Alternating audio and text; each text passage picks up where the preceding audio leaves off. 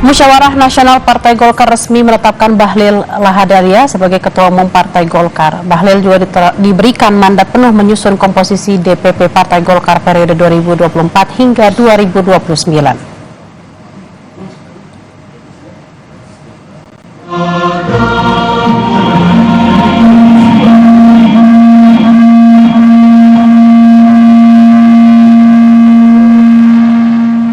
Dan ini adalah suasana terbaru di JCC Senayan, Jakarta.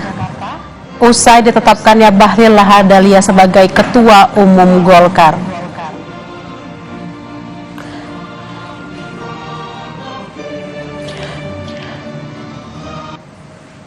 Sebelumnya, saudara, Bahlil sudah menyampaikan visi misi untuk menjadi Ketua Umum Partai Golkar pada hari ini di hari kedua Munas.